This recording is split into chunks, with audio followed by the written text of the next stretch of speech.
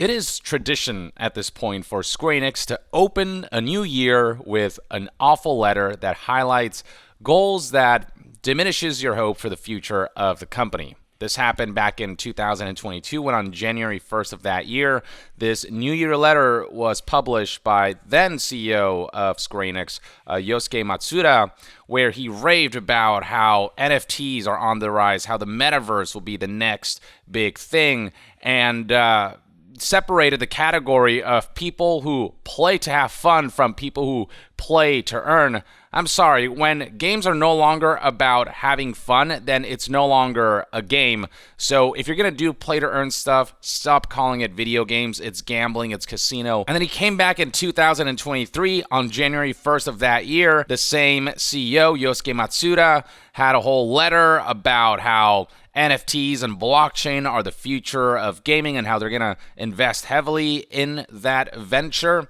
Somebody actually counted how many times the word blockchain was used in that letter. Here's an article from The Gamer titled Square Enix President's New Year Letter mentions blockchain 14 times. And their attempts so far trying to normalize NFTs, blockchain, metaverse has proven to be extremely unsuccessful, as you can see right here by the announcement of Symbiogenesis NFT art and games project by Square Enix, which was ratioed immediately after its announcement on November 3rd, 2022. Not to mention that plenty of people pointed out the fact that it looks extremely cheap and lacking any sort of artistic soul. The publisher says the game will have 10,000 NFT characters who will each have a unique design. Guess what that unique design is? It's basically the same face with cheaply designed like hair and clothes kind of plastered on top. The same face shapes modified to make the most basic background characters in a Fire Emblem game. If you go through the screenshots, you can see for yourself that they literally just reuse, copy and paste the same face. And even with the application of clothes like hats and whatnot, you can see like the hair peeking through. They don't even apply the graphics and art properly. It shows a complete lack of effort. This is for them just a money printing machine. And so with Yosuke Matsuda constantly presenting this kind of future for Square Enix, people celebrated his resignation from back in March 3rd of 2023 when he stepped down to make the way for Takashi Kiryu to take over as CEO. And people were hoping that with this change in leadership, maybe we can get some adjustments to Square Enix's plans. Maybe they can focus on playing to have fun and, just making awesome games instead of focusing on all of these, trendy business ventures that are just essentially scams or in no way, shape, or form benefit gaming, and it just feels like it's more for the benefit of the corporation and its financial standing. But unfortunately, if we go to Square Enix's new letter starting this year, January 1st, 2024, this right here is, in fact, a letter from the new CEO, Takashi Kiryu. He not only emphasizes that he still has interest in pursuing business domains like blockchain, entertainment, and Web3, and how they're currently working to modify their organizational structure and optimize their resource allocations to support these efforts. Now, on top of all of that, they want to double down on the idea of AI becoming a greater part of game development process. Now look, the technology of AI as a tool can be very powerful if used correctly, but AI is such a powerful tool that it can easily be exploited as well, and with laws not having caught up to regulate AI, people can kind of do anything with that technology. And when it comes to corporations, if they can get away with doing something that is technically legal, even if it's morally wrong, they will. If they can take a tool and exploit it for the corporation's benefit at the expense of others or at the expense of creative soul, whatever it might be, at the expense of any semblance of integrity, they will absolutely do that. And it's impossible to trust Square Enix that they will leverage AI in a positive way for gaming. And look, there are ways that AI has been leveraged positively. We talk about DLSS and FSR, the AI technology that upscales games and makes them perform better on less powerful PCs. Like, that's a great use of AI. So AI technology can be beneficial when used correctly. But then we have, notions of AI replacing artists and AI essentially becoming this element that will automate a lot of game development processes, thereby removing the human element that makes art, and so this is what people are concerned about, aside from the fact that, extended reality and metaverse and other virtual spaces, all these things are emphasized. Here is a segment on artificial intelligence, AI, that reads, AI and its potential implications had for some time largely been subjects of academic debate. However, the introduction of ChatGPT, which allows anyone to easily produce writing or translations or to engage in text-based dialogue, sparked the rapid spread of generative AIs. And it's by no means limited to text. It's expanded to generate AI into a variety of domains with close ties to digital entertainment, including images, videos, and music. We have seen what AI can produce on all of those fronts, and while it's impressive what it can do, you can always tell that it feels robotic. You can always tell that there lacks sort of authenticity. There's an uncanny valley to artwork produced by AI, whether it's a visual or acoustic, and the fact that ScreenX wants to lean heavily into this is kind of disconcerting. They believe that generative AI has the potential to not only reshape what we create, but also to fundamentally change the process by which we create, including programming. So there you go. There is like a low-key hint that they want to replace workers. They want to replace human beings and automate stuff as much as possible. Again, if AI is used as a tool by humans who are still there to leverage that technology to make certain processes easier, then great. But to me, it sounds like ScreenX and other corporations are really looking forward to AI because they know that they can use less people to do certain kinds of creative works that will degrade the quality of products while also cheapening out on staff and allowing them to essentially lay off developers en masse to save money, to save on cost. And when this comes right after 2023, a year that saw mass layoffs on a scale that is unprecedented, one of the, if not the worst years for layoffs we have ever seen in gaming, which is especially insulting when you consider how many amazing games got released in 2023 and the developers who made those games get punished. Like, this is actually kind of an insult. There's also the moral implications of how AI is trained, which is done essentially by stealing other people's work, which is why, for example, the New York Times is suing OpenAI and Microsoft over AI use of copyrighted work. Millions of articles from the New York Times were used to train chatbots that now compete with it, the lawsuit said. The thing about AI right now is that it doesn't care about consent, about asking people whether their work can be used to train the AI, and the end result is a technology that benefits by essentially sucking up other people's work and then spitting out remixed versions of their work, which is why the general gaming community and games industry pundits are cringing at quotes like these. We also intend to be aggressive in applying AI and other cutting-edge technologies to both our content development and our publishing functions. In the short term, our goal will be to enhance our development productivity and achieve greater sophistication in our marketing efforts. In the longer term, we hope to leverage those technologies to create new forms of content for consumers, as we believe that technological innovation represents business opportunities. Yeah, emphasis on business opportunities. And that's not to say that gaming isn't a business. It just has to find the right balance of business ventures versus creative ventures. And this just feels like it's leaning way too much towards the business side of things, where it's all about trying to make financial gains more efficient while sacrificing on areas like, the human element of art, and treating developers as expendable, except on a whole new level. In an industry where developers are already so expendable, AI seems to aim to make them that much more expendable and that much more sort of, useless in the eyes of corporations. Which is why already game developers are seeing this as one of the worst ways a company could kickstart 2024. Rami Ismail, an indie developer, tweeted, "First application for Bobby's old position as most despised industry leader is in. Fairly strong application, but lacking a bit of the je ne sais quoi, buy myself another yacht from these layoffs energy." Here's a response from a Ubisoft developer who is currently lead gameplay designer on Star Wars Outlaws at Ubisoft Massive. "Unfortunately, I feel like this is both a douche move and also something we'll see every major corporation do. It'll be seen as almost economically irresponsible for a company to not reach for those tools, as much as I despise it." That's what companies do when they see one company be able to get away with something that is beneficial to corporations at the expense of the medium or at the expense of the people who make the medium possible. They will essentially follow that trend and realize that we can get away with it too, since they got away with it and found success in it.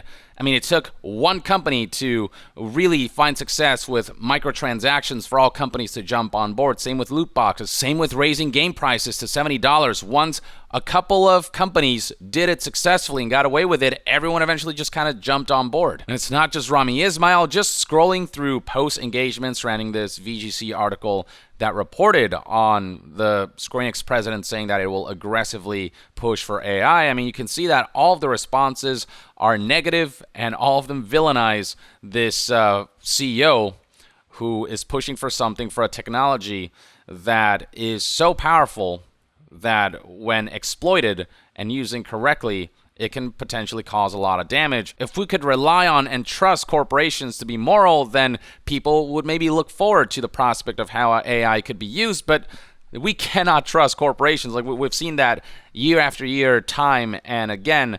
They will exploit the AI technology and will cause damage with it if it means that their profits will go up. And we've already seen examples of how AI is tangibly replacing artists and how, in video games, we're starting to see some of its soul being lost with that kind of AI replacement of human creativity. With voiceover, for example, The Finals is a first-person shooter game that strictly voiced its characters and its voice work through AI, and this is what that sounds like. Now, the Kingfish, the Jet Setters, and finally, the Powerhouses. And they are off! Welcome to Quick Cash, the team that tucks away enough money first triumphs. Scotty said it. Let's see who's got the pace to ace this race. We've got our first elimination, Scotty. Talk about making a solid first impression on our sponsors. Hold on to your Azult bucket hats, brought to you by Azult. If wishes were fishes, there'd be more kingfish in the arena. Only one contestant left for them. You get the idea. So obviously, the fact that technology has reached a point where it can generate that at all is impressive. But there is a part of your subconscious that can tell how fake and soulless and weird and uncanny this sounds. And if this is going to be the future of how voiceover is done, then damn. The thing about human speech is that it is so nuanced and there's so many imperfections that make them feel perfectly human.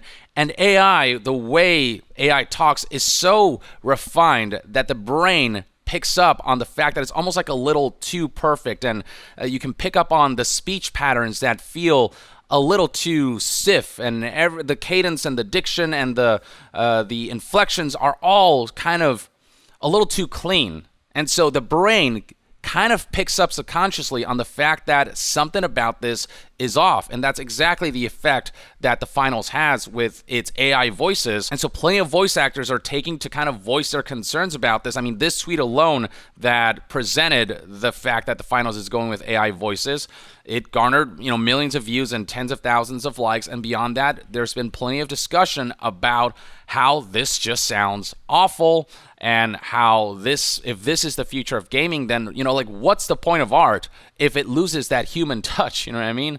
When it sounds like this, instead of having all the nuances that a human being can present with all of their imperfections. The Finals did face backlash, and they tried to respond by saying that usage of AI allows them to work better and faster and do more with less, which is not the damage control response that they think it is. Here's somebody who put it aptly: do more with less just equates to pay people less to make more content. And not to mention that none of the voices that were used to either train the AI or to on some level help generate the voices were credited. Haven't seen the contracted talent credited whose voices they used to train their models. And this is not just some low-budget indie game we're talking about. The Finals is published by Nexon, which is worth $17.86 billion as of the publishing of this tweet. They can afford voice talent. Companies will try to come up with the same excuses they did when they raised prices of AAA games from $60 to $70, despite the fact that they've exploited all of these microtransactions and loot boxes and forms of monetization,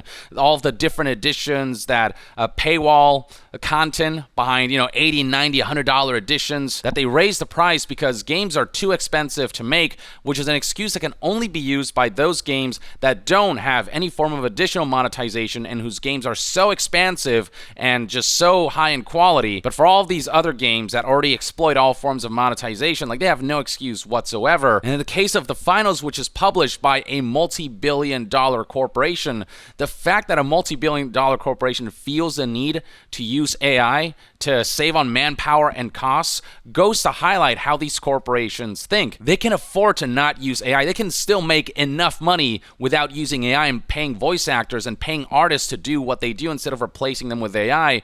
But for them, for corporations, enough isn't enough. They want more and more and more. It's all about doing anything they can to maintain that infinite growth that is not sustainable. Other corporations are also jumping in this kind of endeavor. We're seeing Microsoft trying to bring AI characters to Xbox. We're seeing freaking EA create a new pen that allows players to voice characters in games themselves so that voice actors can become that much more expendable.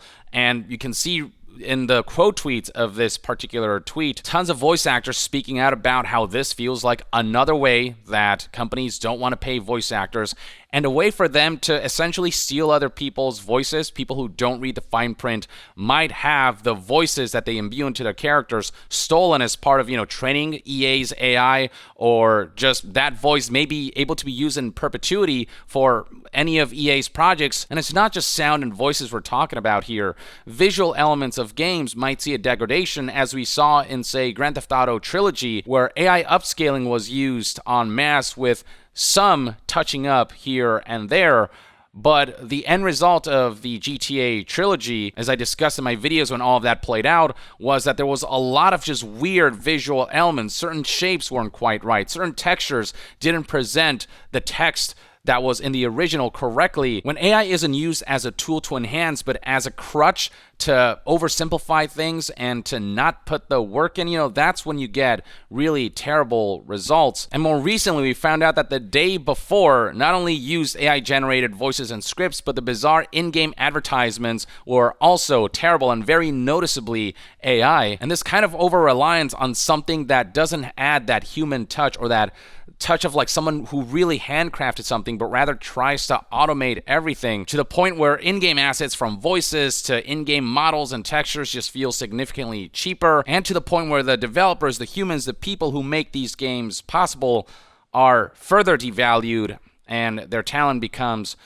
less relied on, and in turn games just lose more humanity, more soul, and more quality. That's just kind of where it feels like all of this is headed, and Takashi Kiryu's letter and his emphasis on, doubling down on AI and aggressively pushing for its implementation across, the development pipeline of games and publishing efforts.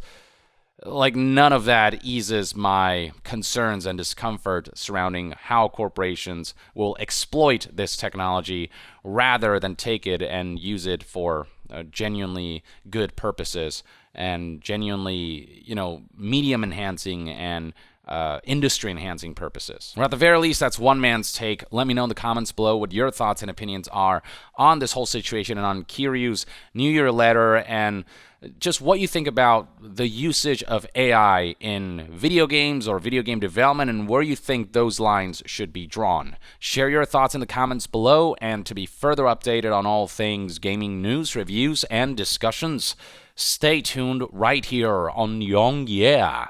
I'll see you guys next time. Young out.